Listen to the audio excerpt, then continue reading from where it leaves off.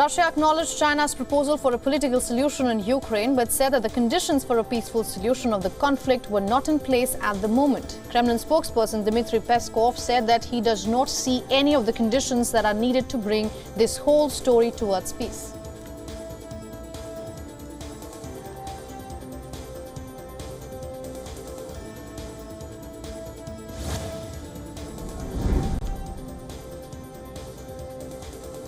The Kremlin has also hit out at the European Union after the bloc adopted its latest package of sanctions against 121 individuals and entities in Russia for its military intervention in Ukraine. Russia has called the latest sanctions quote-unquote absurd.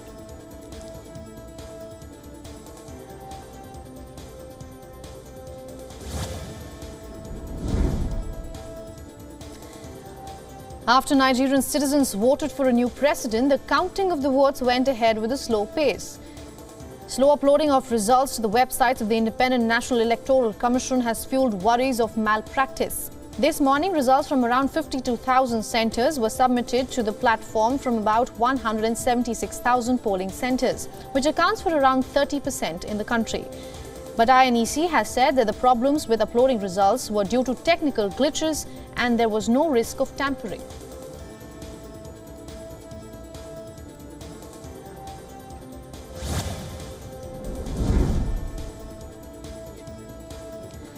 United Nations Secretary General Antonio Guterres has said that the group's Universal Declaration of Human Rights was being misused and abused and exploited for political gain by world governments. Speaking to an audience of world leaders in Geneva, Guterres said that the Russian invasion of Ukraine had unleashed widespread deaths, destruction and displacement, and the UN's Human Rights Commission had documented serious violations of international humanitarian and human rights law.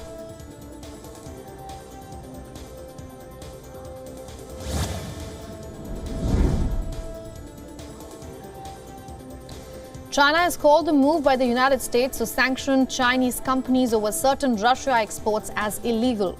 Chinese Foreign Ministry says that it will take resolute countermeasures in response to US sanctions against Chinese companies and has lodged stern representations with the US. Incidentally, the Biden administration has added Chinese and Russian companies to a trade blacklist for allegedly supporting the Russian military in the war in Ukraine. The blacklisted companies include 2 Chinese satellite companies and China's head aerospace technology company.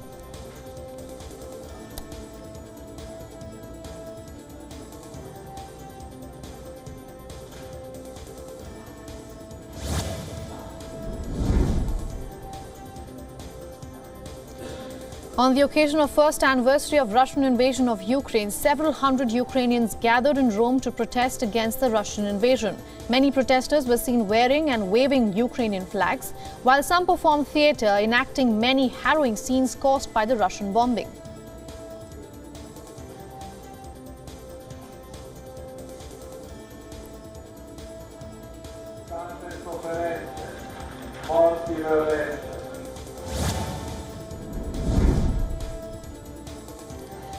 The Australian government says it has planned to overhaul its cybersecurity rules in order to deal with hacker attacks. The move comes after a rise in cyber attacks since last year, with breaches reported by at least 8 companies. The government will set up a coordinator for cybersecurity backed by a national office within the Department of Home Affairs, tasked with ensuring government agencies work together during cyber incidents. During a meeting with industry leaders and experts, Prime Minister Anthony Albanese said that they had to deal with rapidly evolving threats and that current cybersecurity rules, government policies and also regulations are simply not at the level that they need to be.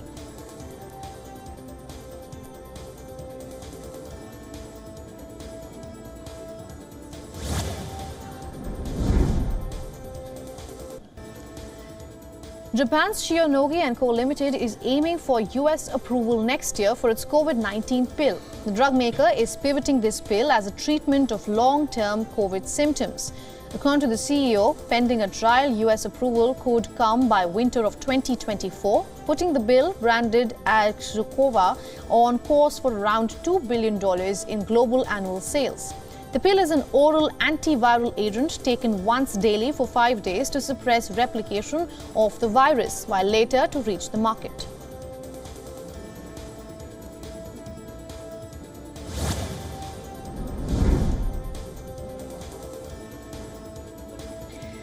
4 people who were charged in connection with the killing of 28-year-old model Abby Choi appeared in court this morning after Hong Kong police found parts of her body.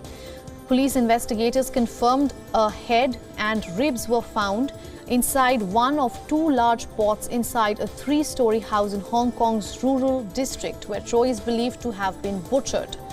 The 3 suspects, her ex-husband, Kwong's brother Anthony and their father, have been charged with Choi's killing, and a 63-year-old woman has been charged for obstructing the case.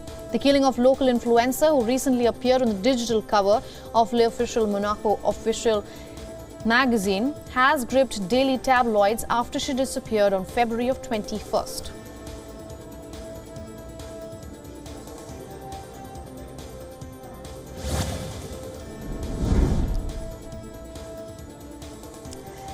Rescue crew workers searched by sea and air for dozens of people still believed to be missing from the migrant shipwreck off Italy's southern coast.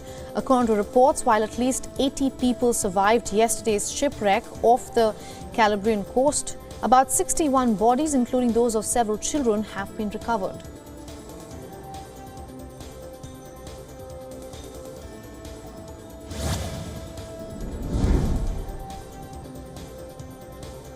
Tens of thousands of people filled Mexico City's vast main plaza to protest President Obrador's electoral law changes that they say that threaten democracy and could mark a return to the past.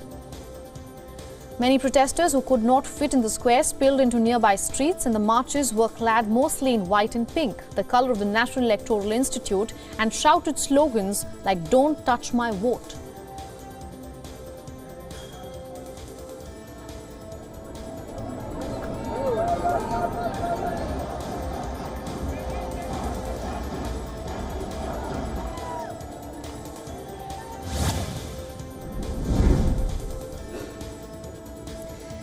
Danish Crown Prince Frederick and Princess Mary met Indian Foreign Minister Dr. S. Jaishankar in New Delhi today. Jaishankar said that he shared with them various aspects of the new India in making and talked about sustainability and digital delivery. The royal couple, who are on a 4-day visit, also laid wreath on Mahatma Gandhi's memorial. This is the first royal visit from Denmark to India in 2 decades. India and Denmark share warm relations, and their ties elevated to green strategic partnership in September of 2020.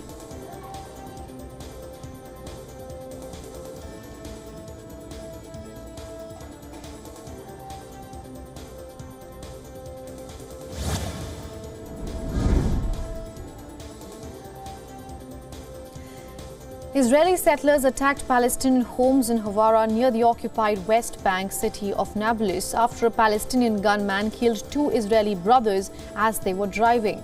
Palestinian officials claimed that a 37-year-old Palestinian was shot dead by an Israeli settler during the attacks.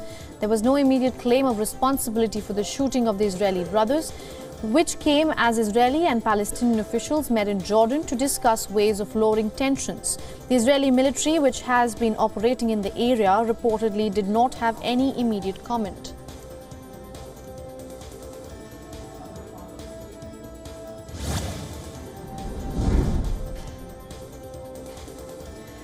The US Department of Energy has now said that the coronavirus pandemic likely arose from a Chinese laboratory leak, although the White House has maintained that the American intelligence has remained divided on the issue. According to reports, the determination noted in a classified report by Director of National Intelligence's office marks a shift by the Energy Department, which had previously said that it was undecided on how the virus emerged.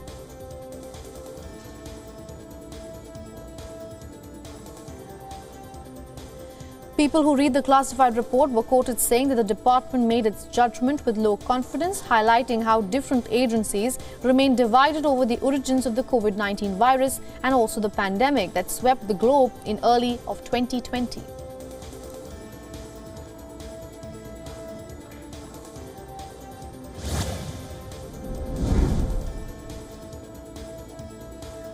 Last-minute technical trouble forced SpaceX to call off today's attempt to launch 4 astronauts to the International Space Station for NASA.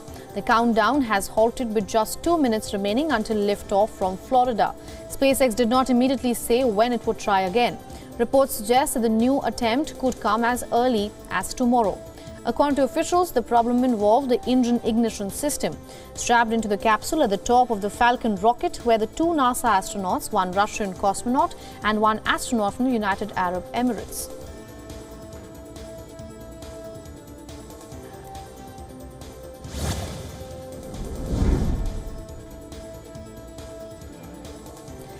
Social media influencer and former professional kickboxer Andrew Tate, who is detained in Romania on suspicion of organized crime and human trafficking, has arrived at an appeals court in the capital of Bucharest to challenge a decision last week to extend for a third time his detention by 30 days.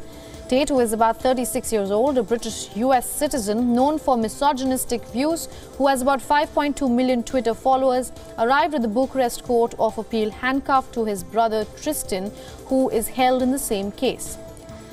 The Tate brothers, who were initially detained in Bucharest in late December, will look to overturn a judge's February 21st decision to extend their detention.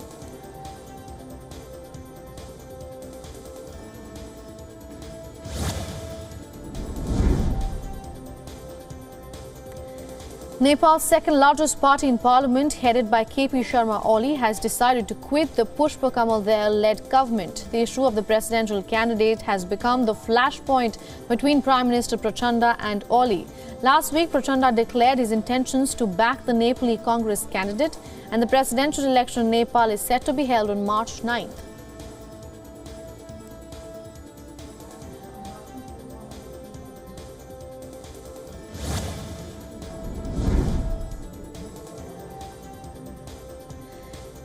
India's Adani Group has denied reports that said that the conglomerate was in talks with global credit funds to raise up to $400 million in debt against some of its Australian assets. Adani has called these reports as totally false and untrue. Adani Group operates the Carmichael coal mine, the North Queensland export terminal, as well as solar farm in Australia.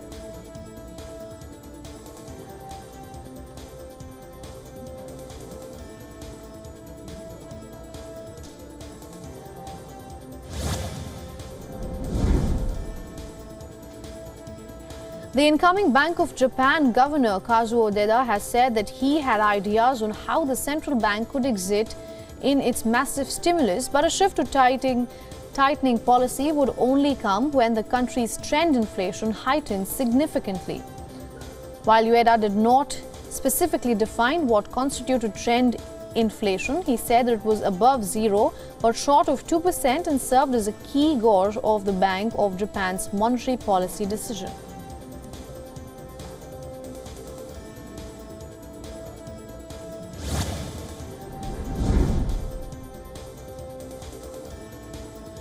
Thousands of people arrived to attend the first day of the Mobile World Congress Technology Fair in Barcelona.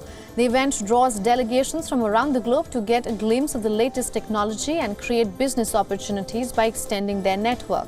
A clash between big tech and European Union telecoms firms over who will underwrite network infrastructure is set to dominate the discussion at the world's largest telecoms conference this week.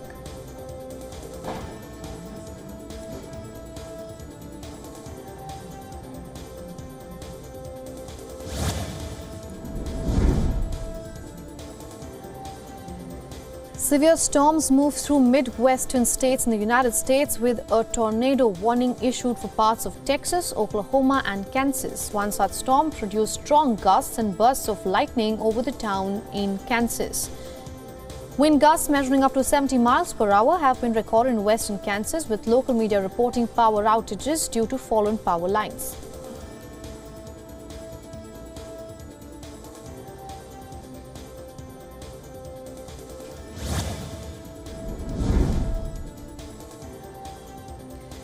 Environmental campaigner Greta Thunberg and dozens of activists blocked entrances of Norway's energy minister today, protesting against wind turbines built on land traditionally used by indigenous herders. While several protesters have been camping outside the ministry, some protesters were removed from inside the ministry lobby where they had been since Thursday. Norway's Supreme Court in 2021 ruled that 2 wind farms built in central Norway violated the rights of the herders under international conventions, but the turbines remained in operation more than 16 months later. Meanwhile, the government has said that the ultimate fate of the wind farms is a complex legal and political quandary despite the Supreme Court ruling, and is hoping to find a compromise.